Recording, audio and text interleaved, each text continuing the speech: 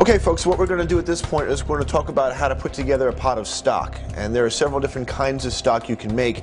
Today we're going to be making a white stock. Essentially a white stock is a stock that's got very little color, it's got a very neutral flavor, and can be used for a variety of things. You can make white stock with chicken bones or beef bones or veal bones, essentially any bones that you have that you're not going to roast, and therefore you're not going to have that roasted flavor. So today we have this pan of chicken bones here, and these are basically just chicken backs and necks that we've got left over from fabricating our chicken cutlets and chicken legs and things like that. We've got 8 pounds of chicken bones here, and we're going to drop them right in this pot.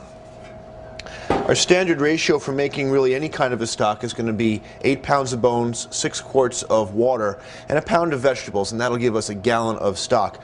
But the reality is that your pot is going to have to dictate how much water you have, because if you have a larger pot, you have to have enough water in there to cover the bones by about 2 inches. So I've got a 2-quart measure over here, and we're just going to let the water fill this up. We'll put 6 quarts in first, and then we'll see from there.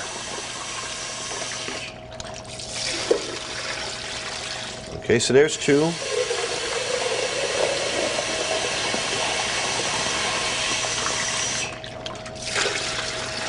There's 4.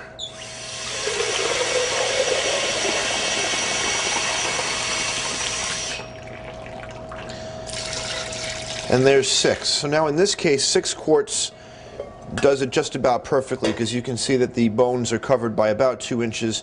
If we swish them around a little bit, they'll be just fine inside there. If depending on your pot, you may have to add a couple extra quarts of water, just enough to get the bones completely covered. You also want to make sure you leave some space in the top of the pot, because as you begin to bring this to a boil, the water is going to expand a little bit, some foam is going to be created, and we don't want anything to boil over. So we're going to go ahead and light this up now, and we're going to bring it to a nice full boil. As soon as it hits the boiling point, we're going to turn it down, and then we're going to skim it and add the mirepoix and the aromatics, and then we just let it simmer from there. Alright, so at this point it's been about 10 minutes or so. You can see the stock has come to a nice full rolling boil. So first thing we want to do is turn the heat down. We want to get this back down to a very gentle simmer. And then we have to skim the stock. So all this gray foam off the top here we're going to have to get rid of. So with a ladle and a bowl, all you want to do is just get in here and just carefully skim out all of that foam. What that foam is are basically just impurities.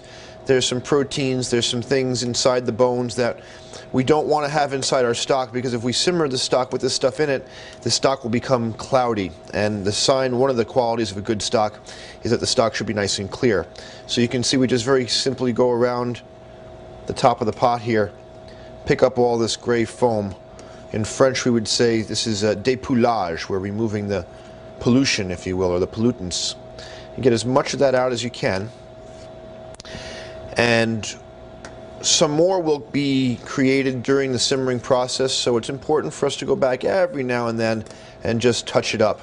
Also important that we haven't added the vegetables at this point yet, because if we add the vegetables first and then try to skim, obviously we'd be taking away a lot of the vegetables in the process of the skimming. So we're going to get as much of this skim off as we can,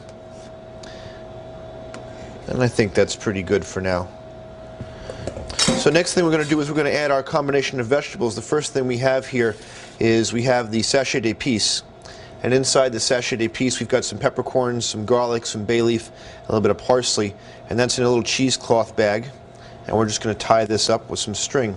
If you don't have a cheesecloth bag, you can use a tea ball, or you could even use an old cloth napkin or something like that. We want to be able to remove this should we feel that the flavor of parsley or pepper or bay leaf is getting a little too strong inside there, so we can just pull this right out without having to fish for peppercorns. So we're going to drop that right inside there. Then we've got our mixture of vegetables. We have our mirepoix, our onions, our carrots, and celery, and they're all cut about the same size. They're all cut into just irregular large chunks, and that goes right inside there as well. And once the mirepoix goes in, we don't want to stir, but we do want to just gently push everything down to make sure that we're all below the water level.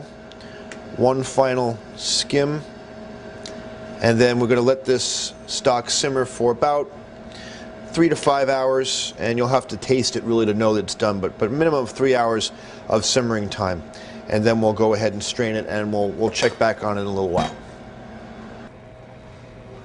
All right, so our stock is just about ready to come off the fire now. It's been simmering for about 4 hours or so.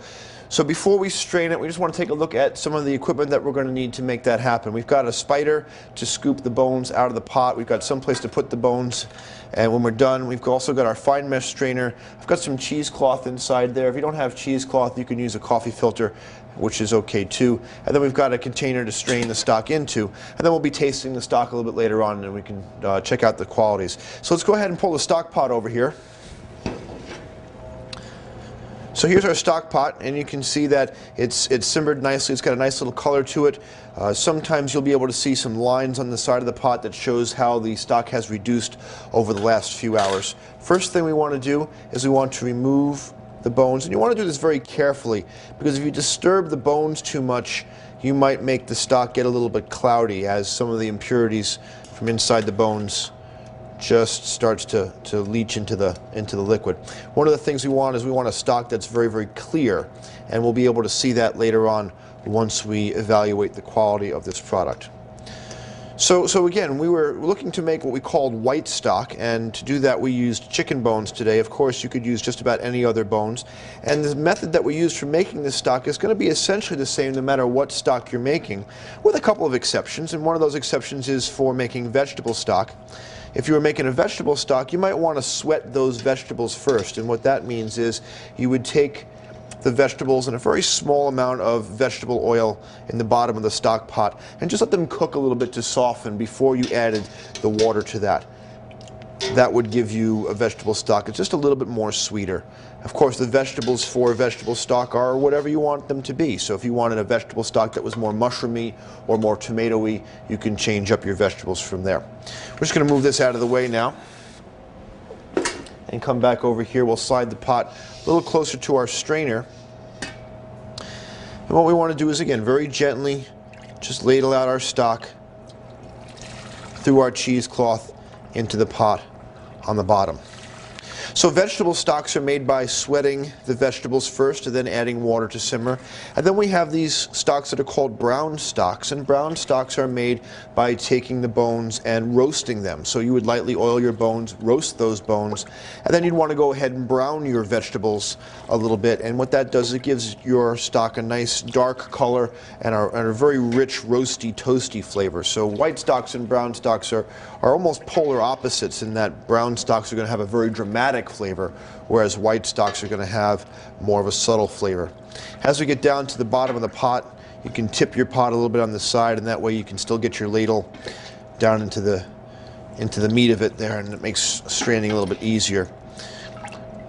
Now if you can take a look at the top of the pot, you can almost see that there's still some grease on the top there. So all that chicken fat came out. And I'm not going to go too crazy about removing that just yet, because eventually we're going to cool down this stock. And when we do, the chicken fat on top is going to congeal at the very, very top of the pot. And that actually makes it very easy to remove later. Once that's nice and hard, you can take a slotted spoon and you can literally flake it off the top, and then you can get rid of the fat from there. You get a lot more of the fat off that way than you would if you tried to skim the fat off the top. And of course, if you use a coffee filter, the coffee filter helps you get some of that excess fat off as well.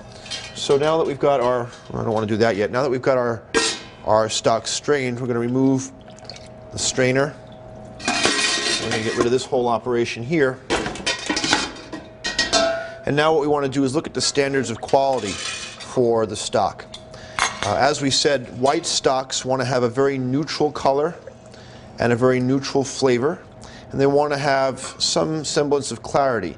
So if we ladle this stock into the bowl here, what you can see is the color is a little yellowy green, and it's definitely clear. We can see the spoon down in the bottom of the bowl. And then of course what we want to do at this point is taste it. It should have a nice aroma, in this case a little bit of a chickeny aroma because we did use chicken bones. And then when we taste it, it should taste flavorful but neutral. It shouldn't slap you in the face and scream chicken at you. Rather, it should be very subtle. Remember that it's not a finished product yet. We haven't added salt to it yet. We don't even know what we're going to do with this. Are we going to use it for making a sauce, or use it for making a soup, or using it for perhaps cooking rice? We have a lot of options. No matter what you're going to do, the most important thing to do next, however, is to cool this down. If we don't cool the stock down properly, then all the things we've done up to this point are essentially wasted. Really, the only way to do that is to get it into an ice bath. So you want to take your pot, slip it into a bowl of ice water, and stir it every now and then and cool it down very, very quickly. Once we've got it down to about 70 degrees or so, then it's safe to put it in the refrigerator. But if you put it in the refrigerator like this, not only will it take too long to cool, but it will actually raise the temperature of the refrigerator and put essentially all the rest of the product in your refrigerator in jeopardy. So that's basically how we make a stock, and that kind of winds it all up. So we can go back to our stations now. You can each strain your own individual stocks from there, and then we'll put all the stock on the table and have a tasting.